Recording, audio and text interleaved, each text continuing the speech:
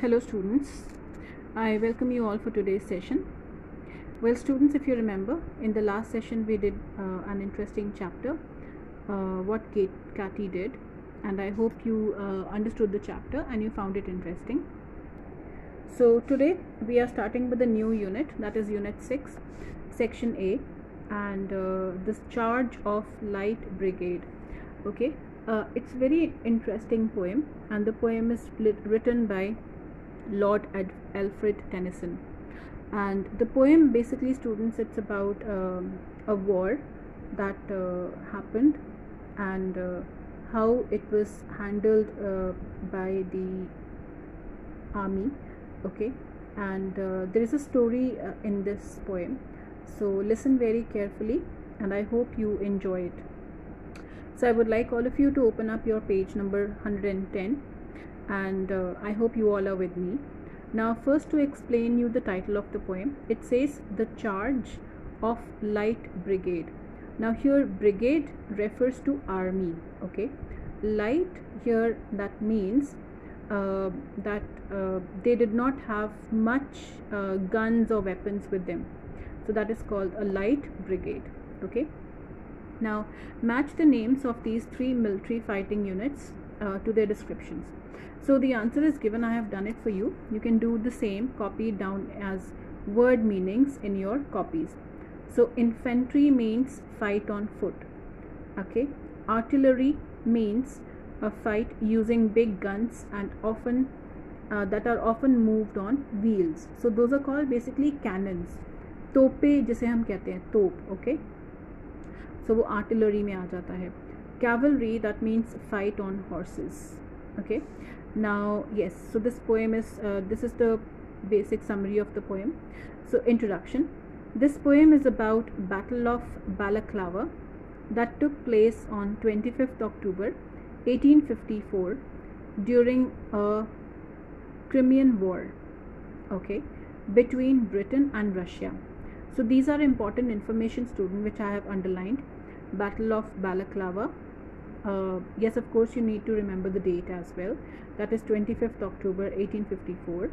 And during which kind of war it was? It was a Crimean War. Crimean War here means that it was a very difficult war. Okay, between Britain and Russia. So you need to know this also, कि ये जो war थी ये Britain और Russia के बीच में हुई थी. A cavalry of British soldiers. Cavalry, I hope you understand. इसका मतलब है that soldiers who are fighting on horses. British soldiers, men who charged. Only 195 survived unwounded. Okay, so now I'm going to start with the explanation in the first paragraph. Now the first paragraph says half a league. Now here league का मतलब होता है कि सिर्फ उतनी ही military थी. ठीक है, yes, so league, yeah, league here it is same. Okay, league का मतलब यहाँ पे होता है the distance. Basically the distance is measured in the war distance. जो ground होता है जहाँ पे war होती है उसे league में measure किया जाता है. So half a league मतलब half a distance, half a league half a distance, half a league onward. half a league onward का मतलब है half a league आगे बढ़ो. all in the valley of death.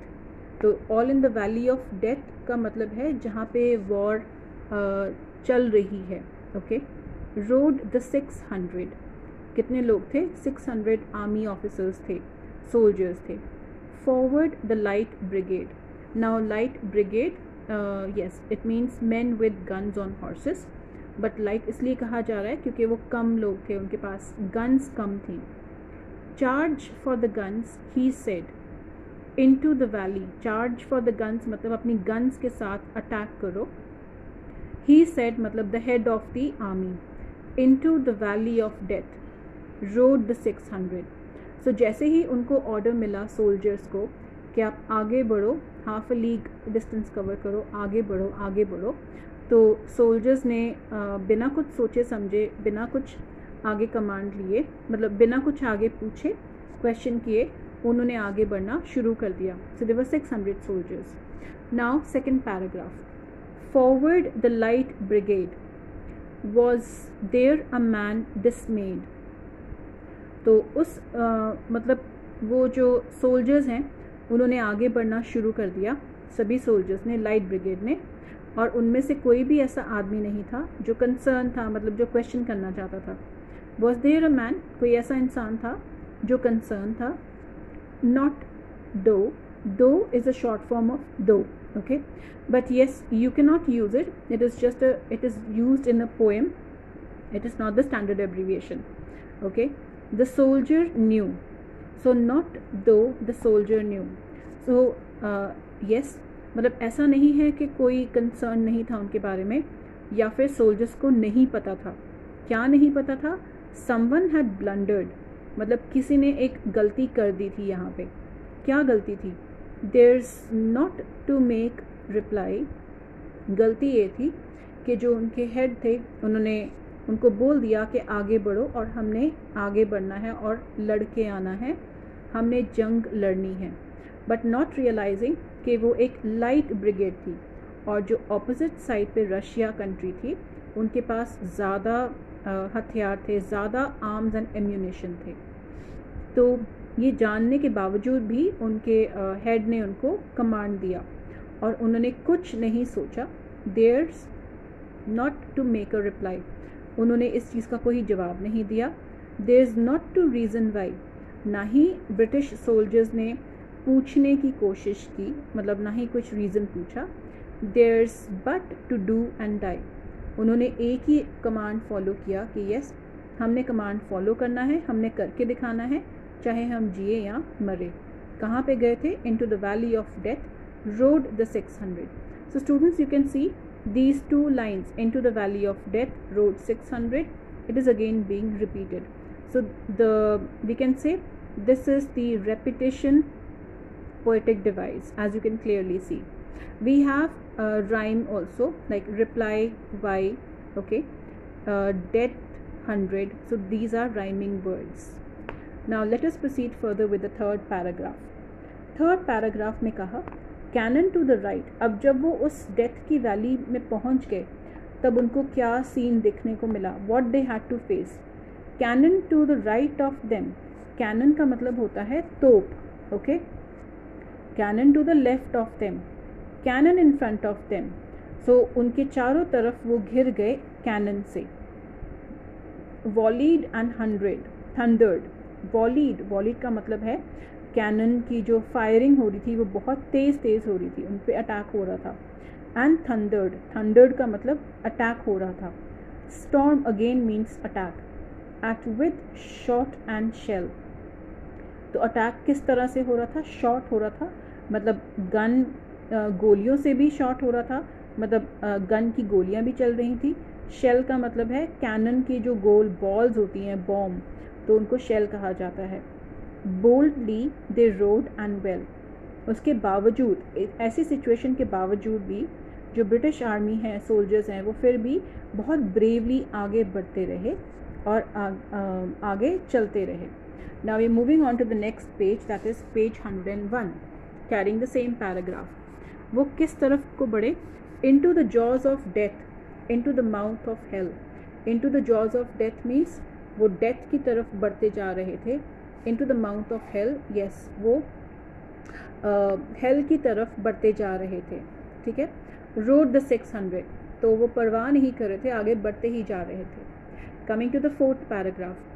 Flashed all their sabres bare. Flashed का मतलब है कि उन्होंने अपनी स्वॉर्ड, सैबर्स यहाँ पे हैं स्वॉर्ड्स, तलवारें, उन्होंने अपनी तलवारों को निकाला और लेफ्ट राइट चलाना शुरू कर दिया, जिसे कहा जा रहा है flashed. Flashed as they turned in the air. Flashed मतलब उन्होंने इधर उधर लहराया उसको आगे अटैक करने के लिए हवा में. सैबरिंग द गनर्स देयर. सैबरिंग मतलब यस, हमला किया उन्होंने अपनी तलवारों से. किन पे?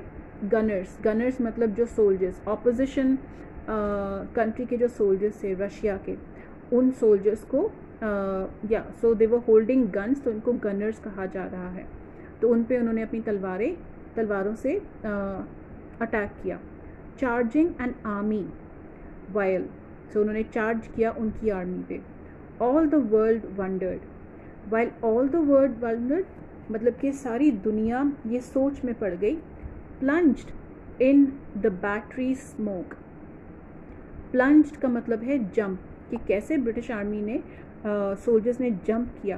बैटरी स्मोक का मतलब है ग्रुप ऑफ वेपन्स, जहाँ पे बहुत ज़्यादा वेपन्स चल रही हों, धुआं हो जाता है, that is called battery smoke. Right through, again this is through, it's just written in short. Right through the line they broke, so उनके जो लाइन बनी हुई थी गन्स की या सोल्जर्स खड़े थे उनके आर पार वो आगे बढ़ गए। कसाक एंड रशियन, कसाक का मतलब यहाँ पे है ब्रिटिश फोर्सेस, और यहाँ पे ब्रिटिश आर्मी को कसाक कहा जा रहा है, जिन्होंने किससे लड़ना शुरू किया, रशियन से। So British forces fighting the Russians. Reeled from the sabre stroke, reeled का यहाँ पे मतलब होता है उनका बैलेंस थोड़ा डगमगा गया, क्योंकि वो उनके पास ज़्यादा हथियार नहीं थे। सो रील्ड का मतलब है दे लॉस्ट देयर बैलेंस और they became weak. From the sabre stroke, sabre stroke yes, तलवारों के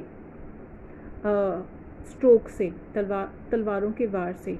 shattered and sundered, shattered yes इसका मतलब है उन्होंने तोड़ने की कोशिश की रशियन आर्मी को। संडर्ड मतलब उन्होंने बिखराना शुरू किया आर्मी को।